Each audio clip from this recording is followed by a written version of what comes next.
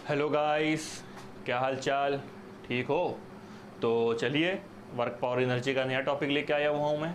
और ये आज का जो हमारा नया टॉपिक है क्लास 11th का वर्क पावर एनर्जी। सबसे पहली चीज़, ये चीज़ स्कूल में आप लोगों को पढ़ाई नहीं जाती। जो चीज़ वर्क पावर एनर्जी में ज़रूरी है पढ़ाना, आपके स्कूल में ये चीज़ पढ़ाई नहीं जाती। बहुत कम से ऐसे स्कूल्स हैं जिसमें ये सारी चीज़ें बताई जाती हैं। तो चलिए आइए वर्क पावर एनर्जी का ये नया टॉपिक देखते हैं। चलिए देखिए, हम लोग का जो टॉपिक है वर्क एनर्जी पावर का आज है इक्विलिब्रियम पर।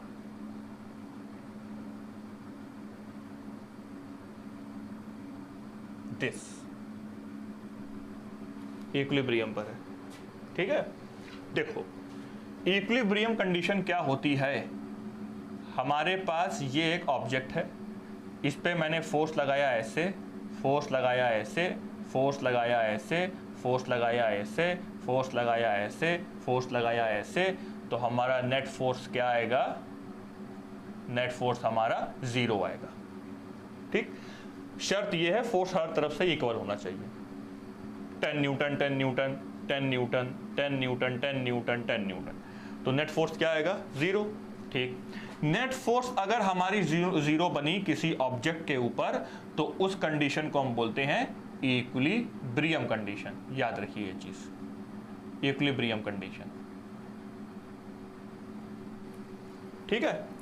सो ऐसे जो ब्लॉक हैं और उस ब्लॉक पे हम फोर्स लगाएं, हर तरफ से नेट फोर्स 0 बने, उसको हम बोलते हैं इक्विलिब्रियम कंडीशन। अब सुनिए, इक्विलिब्रियम हमारी जो होती है ना, वो 3 तरीके की होती है। एक होती है स्टेबल, एक होती है अनस्टेबल, और एक होती है न्यूट्रल। न्यूट्रल समझ लो, अभी बता रहे हैं। एक होती है स्टेबल, एक होती है अनस्टेबल, एक होती है न्यूट्रल। 3 टाइप के हम इक्विलिब्रियम को पढ़ना है। ठीक, सुनो अब इक्विलिब्रियम कैसे। देखो, स्टेबल इक्विलिब्रियम क्या है, सुनिए।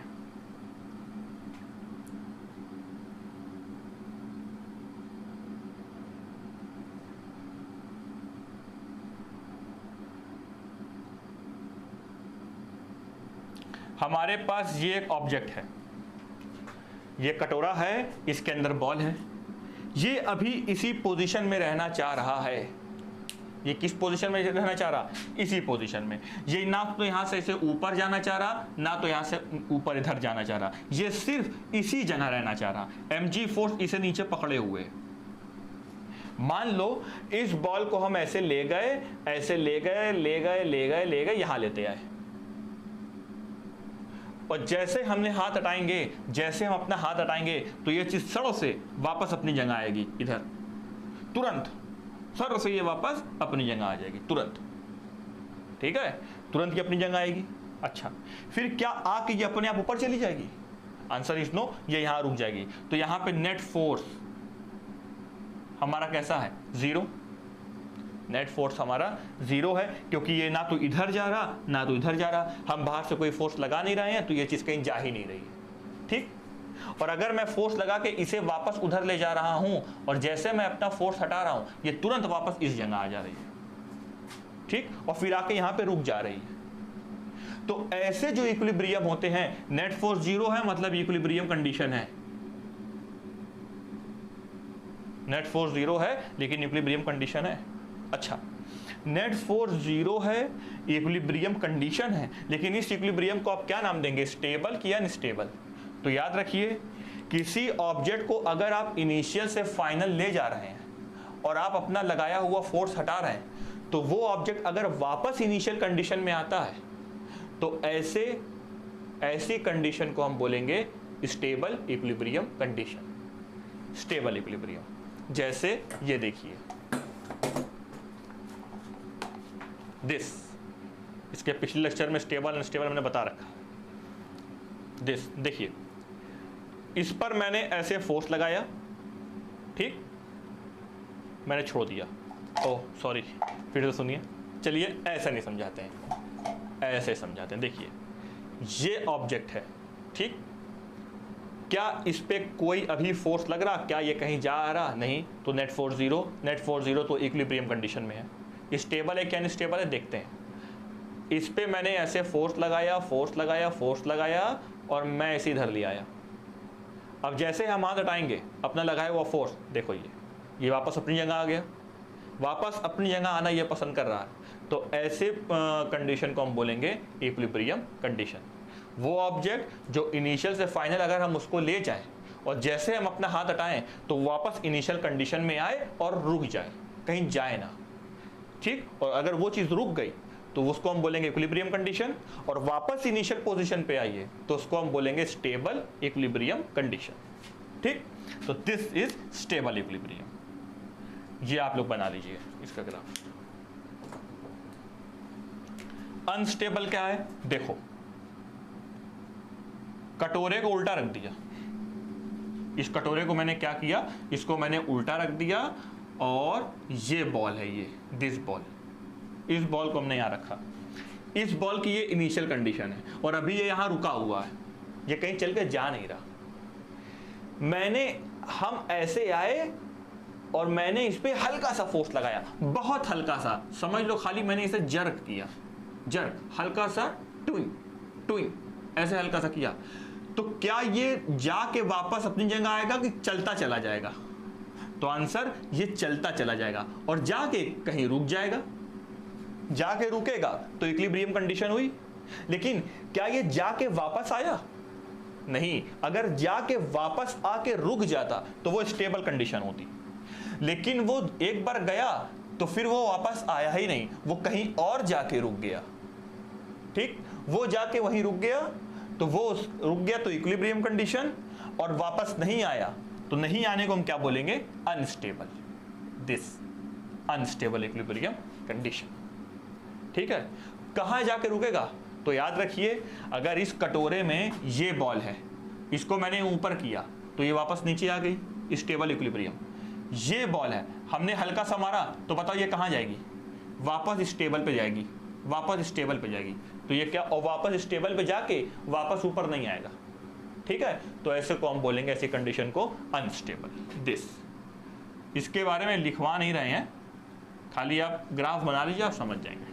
जैसे अभी मैंने दिया हुआ था ना, देखो स्टेबल अनस्टेबल सारा है, देखिए ये है, इस पे मैंने ऐसे फोर्स लगाया, ठीक है।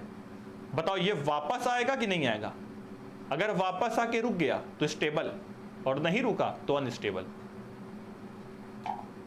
आ गया वापस और आके देखो रुक गया, तो ये स्टेबल कंडीशन में है, दिस इज स्टेबल इक्विलिब्रियम। अब देखिए ले गए, अगर वापस आ गया और रुक गया तो स्टेबल, और चलता चला गया और जाके कहीं और रुका तो अनस्टेबल। लो वापस नहीं आया, इधर जाके रुका, वापस इनिशियल कंडीशन में नहीं आया, तो जाके रुक गया लेकिन वापस नहीं आया, तो इसको क्या बोलेंगे, अनस्टेबल, ठीक। तो आप स्टेबल अनस्टेबल सीख गए। सो stable equilibrium this, unstable this. Short form में नहीं आएगा, आएगा, जरूर आएगा, ठीक है। नहीं आएगा, आएगा, ठीक, नोट करो। तो थोड़ा सा रेस्ट ले लिया था मैंने, रात का समय हो गया है और जो है आज रमज़ान की रात भी है, तो थोड़ा जागना वागना था, तो इसीलिए जो है। चलिए शुरू करते हैं। तो अब आप ये बताइए, मैं चाय वाय कौन पीता है? चाय वाय पीते हो कि नहीं? चाय वाय पिया करो। हम तो भाई बिना चाय पिए जो है लेक्चर ही नहीं बना पाए, तो समझ लो कि चाय हम लेके रखते हैं अपने साथ। चलिए शुरू करते हैं। देखो, जो ऑब्जेक्ट जाके वापस आ जाए और रुक जाए, रुक जाए, रुके जरूर, रुकना तो शब्द लगाने रहना है। रुकना का मतलब क्या, इक्विलिब्रियम। भाई रुक गया, ठहर गया, तो रुक गया, इक्विलिब्रियम कंडीशन। जाके वापस आए, स्टेबल इक्विलिब्रियम, और जाके कहीं और रुके, वापस नहीं आए, तो अनस्टेबल इक्विलिब्रियम। बस इतना समझ गए। अब अगर हमारे सामने किसी ने वर्क किया और किसी ने फोर्स लगाया, तो कैसे हम पहचानेंगे कि वो चीज स्टेबल इक्विलिब्रियम कंडीशन में है कि अनस्टेबल इक्विलिब्रियम कंडीशन में है?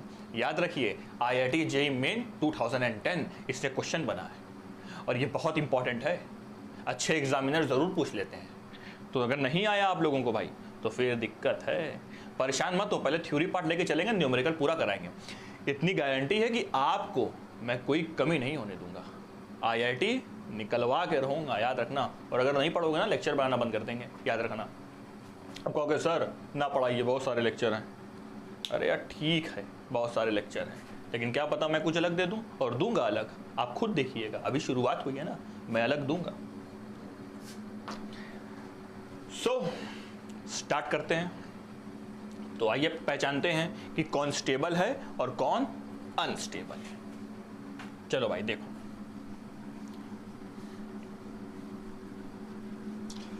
जो लोग पढ़ चुके हैं वो लोग 20 से देखें, और जो लोग अभी तुरंत गए हुए हैं 11th में, भाई वो पूरा देखो लेक्चर प्लीज। और सब्सक्राइब ऐसे मत करना, मेरा लेक्चर जब आपको अच्छा लगे तभी आप मेरा चैनल सब्सक्राइब करिएगा, वरना आप मत करिएगा। और अगर मेरे में कोई कमी नजर आए तो प्लीज आप उसे कमेंट करिए कि सर थोड़ा धीरे बोला करिए, सर थोड़ा और तेज लिखा करिए, सर एक ही बात को बार बार मत दोहराया करिए। आप मेरे में कमी बताइएगा, क्या कमी है। तो अगर ज्यादातर कमी आ गई तो मैं उसे सुधारने की कोशिश करूंगा, ठीक। चलो भाई देखो, हम लोगों ने ये पढ़ा हुआ है कि change in potential energy is equal to change in work done for conservative force, because potential energy is always available for only conservative force, not for a non conservative force. Non conservative force के लिए हम potential energy का formula कभी लिख ही नहीं सकते, याद रखियो, ठीक है भैया, बात को याद रखियो। चलो देखो, दिस एंड माइनस तो मैं लगाना ही भूल गया, माइनस लगा लो यार, ठीक है। अब सुनिए, du is equal to minus DW conservative, so du is equal to minus, differentiation कर रहे हैं, W force, F conservative dot dx। So ये df किसके इक्वल आएगा, तो आंसर है du बाई dx के इक्वल आएगा, दिस। एंड ये माइनस यहां शिफ्ट हो जाएगा, दिस, ठीक है। जब du बाई dx, याद रखिए, जब du बाई dx 0 के इक्वल हो, क्या du अपॉन dx 0 के इक्वल हो, तो याद रखिए वो चीज कैसी होगी, आंसर इक्विलिब्रियम कंडीशन।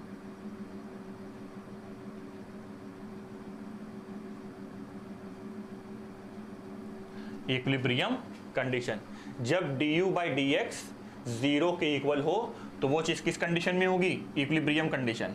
और du बाई dx 0 कब होगा, जब फोर्स हमारा क्या हो जाए, 0, ठीक। अच्छा, du बाई dx क्या है हमारा, du बाई dx हमारा स्लोप है। क्या होता है, स्लोप। स्लोप को हम क्या बोलते हैं, स्लोप को हम बोलते हैं tan theta, tangent of theta, tangent. Slope को क्या बोलते हैं, टेंजेंट, टेंजेंट ऑफ थीटा। अच्छा, कॉन्सेप्ट सुनो, concept. Change in potential energy किसके इक्वल है, minus change in work done.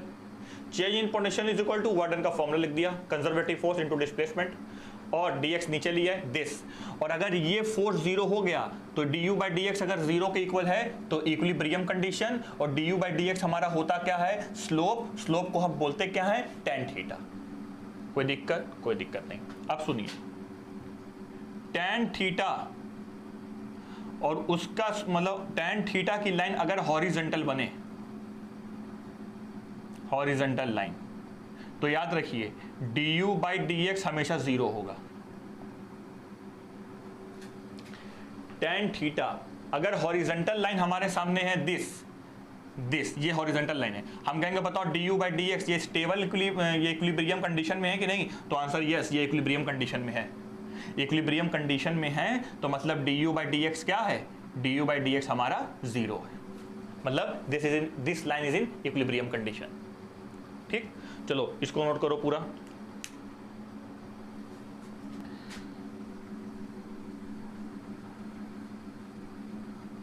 अब देखो,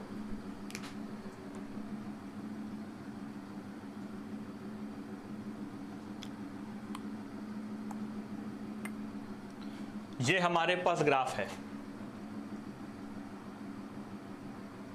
ठीक है। हमने कहा this point A, this point B and this point C। बताओ ये तीनों इक्विलिब्रियम कंडीशन में है कि नहीं है, और स्टेबल इक्विलिब्रियम कंडीशन में है कि अनस्टेबल इक्विलिब्रियम कंडीशन में है, हमने कहा बताओ जरा। तो देखो यहां से हम एक टेंजेंट लाइन खींचेंगे दिस, तो यहां से टेंजेंट लाइन जा रही कि नहीं जा रही, जा रही है, तो this du by D x क्या होगा हमारा 0 होगा, मतलब ये इक्विलिब्रियम कंडीशन में है। यहां से टेंजेंट लाइन जाए खींचेंगे तो देखिए इस पॉइंट पे देखिए ये इतनी लाइन सीधी बन रही ना, टेंजेंट लाइन बन रही है, और अगर टेंजेंट लाइन बने तो du बाई डी एक्स क्या होता है, du बाई डी एक्स हमारा 0 होता है। ठीक, अब भाई ये तो लाइन हॉरिजॉन्टल है ही, अब अगर ये लाइन हॉरिजॉन्टल है तो भाई बताओ du बाई डी एक्स क्या होगा, du बाई डी एक्स हमारा 0 होगा, मतलब तीनों ही इक्विलिब्रियम कंडीशन में है, equilibrium condition, equilibrium condition, equilibrium condition. अब हमको पहचानना है कौन स्टेबल है कौन अनस्टेबल है। देखो ये पोटेंशियल एनर्जी का ग्राफ है, ठीक है, इसकी पोटेंशियल एनर्जी कैसी है, पॉजिटिव। अगर इसकी पोटेंशियल एनर्जी पॉजिटिव है तो याद रखिए ये अनस्टेबल है, अनस्टेबल इक्विलिब्रियम। ये चीज ग्राफ नीचे उतर रहा, इसकी पोटेंशियल एनर्जी कैसी है, नेगेटिव, तो ये कैसा है, स्टेबल। ठीक, अब बताओ ये पॉजिटिव है कि नेगेटिव है, ये चीज एकदम सीधे जा रही है, ना पोटेंशियल एनर्जी ऊपर जा रहा ना नीचे आ रहा, तो ये कैसा इक्विलिब्रियम है, न्यूट्रल इक्विलिब्रियम, न्यूट्रल में भाई। समझ में आई बात, potential energy positive unstable equilibrium, potential energy negative stable equilibrium, और अगर सीधे है तो न्यूट्रल। अब देखो अब बना लोगे, ये देखो हमने कहा इस पॉइंट पे, इस पॉइंट पे, इस पॉइंट पे, इस पॉइंट पे, इस पॉइंट पे और इस पॉइंट पे बताओ, तो देखो इस पॉइंट पे टेंजेंट लाइन खींचेंगे तो ये लाइन सीधी जा रही है, इक्विलिब्रियम कंडीशन, टेंजेंट लाइन खींचेंगे equilibrium condition, tangent line equilibrium, tangent line equilibrium, tangent line equilibrium, और ये तो सीधे है ही। ठीक, अब ये पॉजिटिव है कि नेगेटिव है, ग्राफ ऊपर है तो दिस इज अनस्टेबल, नीचे stable unstable, stable unstable, stable unstable के न्यूट्रल, सीधे जा रहा ना तो दिस इज न्यूट्रल। बोलो सीख गया कि नहीं सीख गए, नोट कर लो, घबराना नहीं है। अगर हम यहां से एक बॉल रख के ऐसे हल्का सा जर करें तो ये चीज नीचे उतरेगी लेकिन वापस नहीं आएगी, तो अनस्टेबल। यहां पे बॉल रख के ऐसे ऊपर मारें तो ये बॉल ऊपर जाएगी और फिर वापस नीचे आएगी, तो स्टेबल। बोलो है कि नहीं सही, du by D X always 0, then equilibrium condition. Stable unstable कैसे पहचानना है, इसको देख लो, पॉजिटिव है कि नेगेटिव।